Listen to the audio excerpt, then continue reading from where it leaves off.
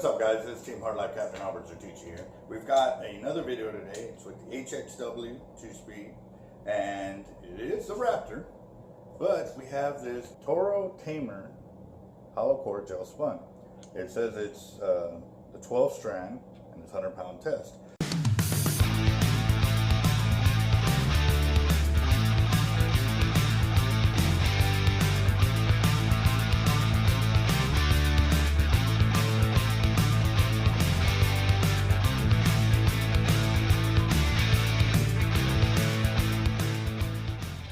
Prior videos, we've been able to get up to 750, 800 yards for casting, and then up to 1100 to 1200 yards for kayaking. So we're going to find out what we can do with both of them with this line.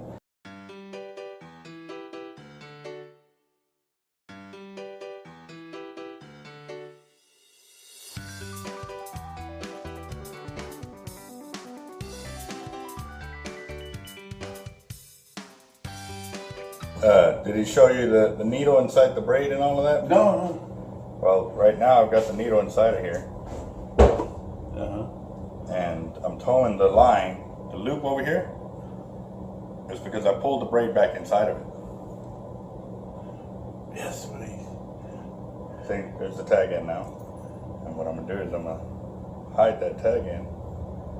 And there's the knot. You showed me that, damn.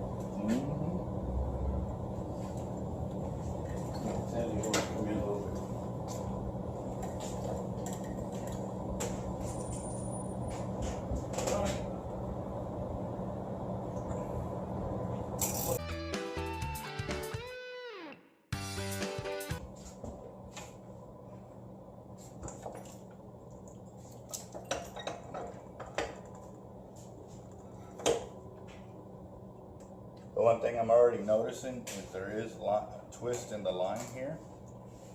You can see the twists in the braid already, and I just started spooling, but we're going to keep going.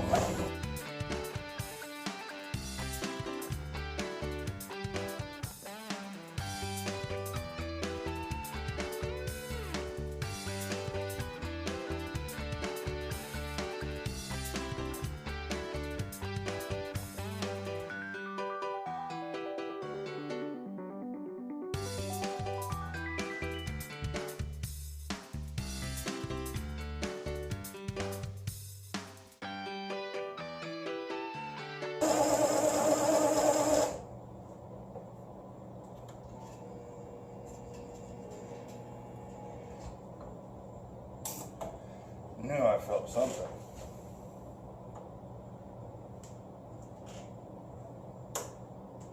Looks like we got a fray in the line right there.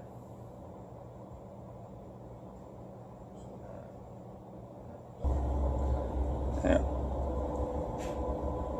I don't know what that is, but that's going to create a catch point on any sharp edge and end up cutting off the hollow core. So what we'll do is we'll cut it and splice it in. Feel it? Yeah. If you rub your hand like that, you'll feel what I felt.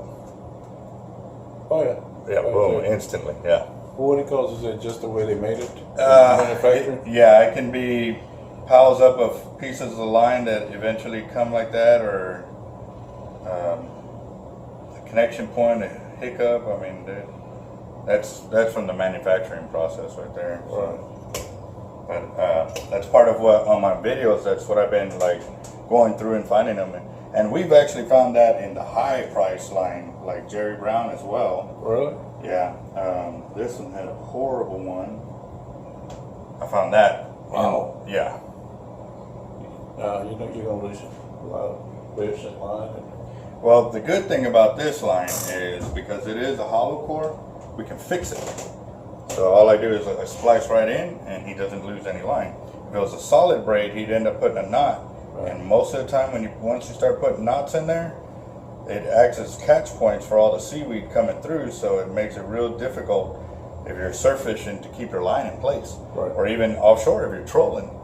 Seaweed comes up on the line, hits that knot, and starts messing up your line and stuff. So, yeah.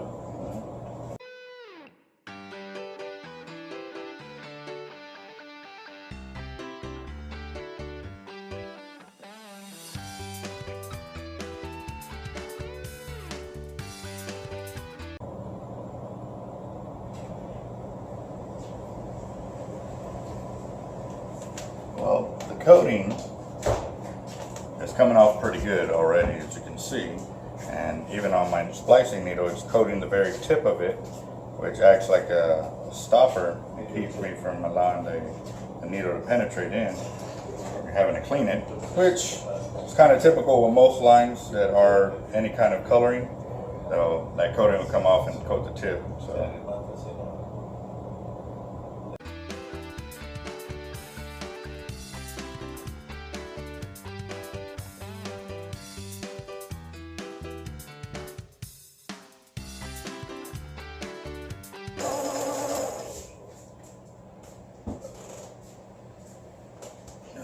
Alright, so one of the first stopping points is when we set it. Oh man, you can see the twist in the braid really good there. See that? Wow, that's pretty crazy. That's some serious twist in that line. The other thing is too, I've stopped it at where I would stop it for casting out. We're at 588 yards. And there you go, you can see the gap in the spool.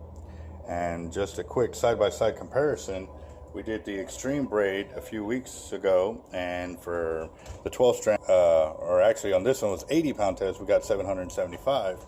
But I know on the Jerry Brown, we got almost 800 yards the other day.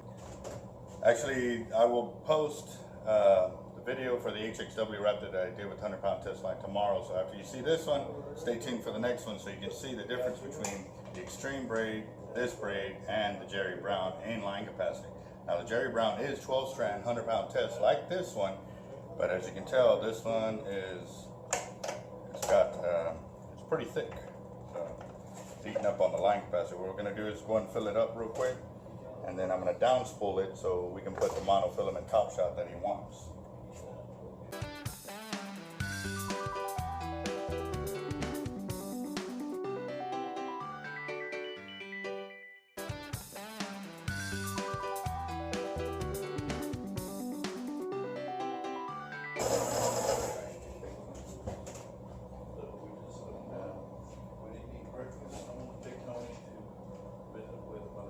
So our final stop, or our next stop, is fully spooled up for kayaking. We're at 782 yards.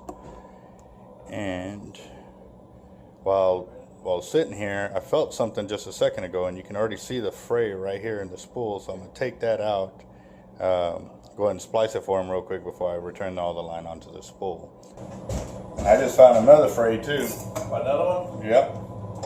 Good thing you did when we brought it over here. Yeah, because other shops, they just spool up to spool.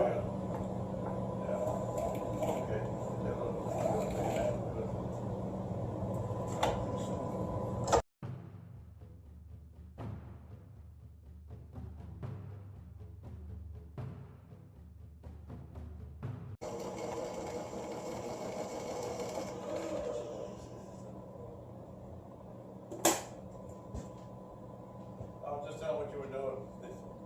No, it just broke. Really? It just broke. Wow. At where I saw that knot that I was just telling you about I was going to get to? Yeah. Yeah.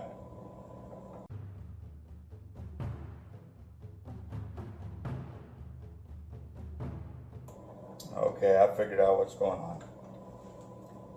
His hooks, the two posts on the bottom, yeah, they're too far down, and that's what's catching the line.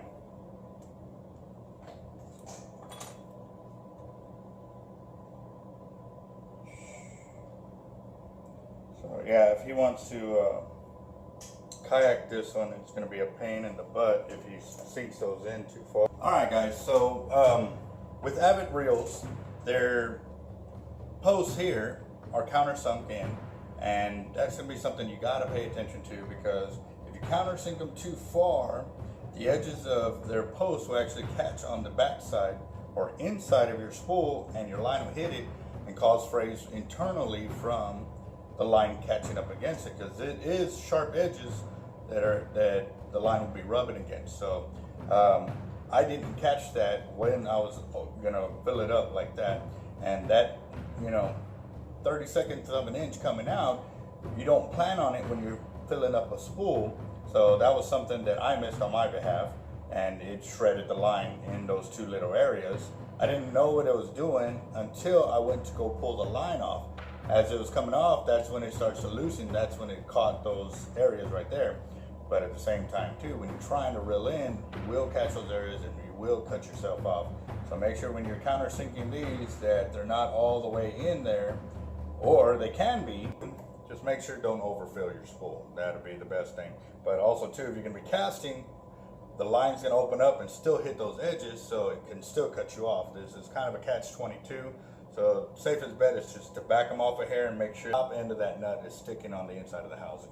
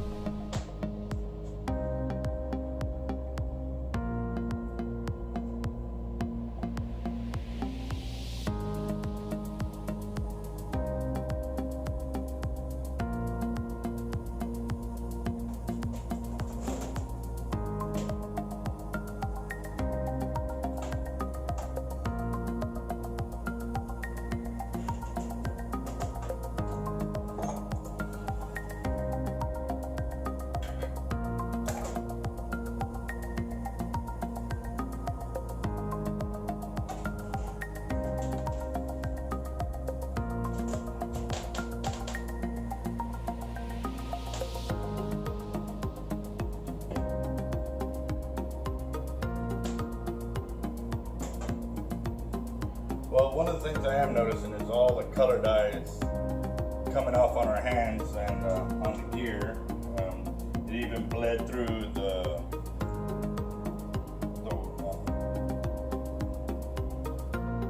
it even bled through our it even bled through our closeout knot right here. It has actually changes to the same color as that. So what I'm predicting is going to happen is going to bleed through and end up coating the monofilament the first time it goes out and gets wet. We'll have to check back with the customer and verify that, but I'm pretty sure, I mean, if I'm getting this much dye on me, it's going to coat everything and stuff like that. So I'm going to have to warn him about that because he is fishing off a boat. And I know back when they were trying to create red braid with back when they were trying to do the red braid, they had that same problem that it actually coated their boats and stained, you know, these super expensive boats, and there was a big old lawsuit pending against it. So I would hate for them to fall into the same category of the braid actually coating their gear and stuff.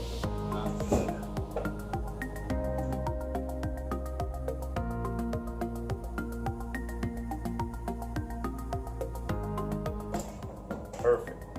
Customer asked for 50 yards. We cut it down to where we would normally set up a casting, and that's what we were able to add. So that also goes to show you that when we're doing the 100-pound mono, instead of braid, we only got 50 yards of mono. If we had the braid, we would have gotten 200 yards of braid on top. So that's something, food for thought for y'all when you're trying to decide how much mono you want to put on in comparison to braid. Just realize that it's about a 4-to-1 ratio easily. So again, there's Team Hard Life Captain Alberto Zertuche with our channel. If you haven't subscribed, please subscribe, and we would like to thank everyone again for following us and giving us the opportunity to speak with y'all and hear y'all out and so forth. So have a very good day, and we'll see you in the water. Those videos are coming very soon.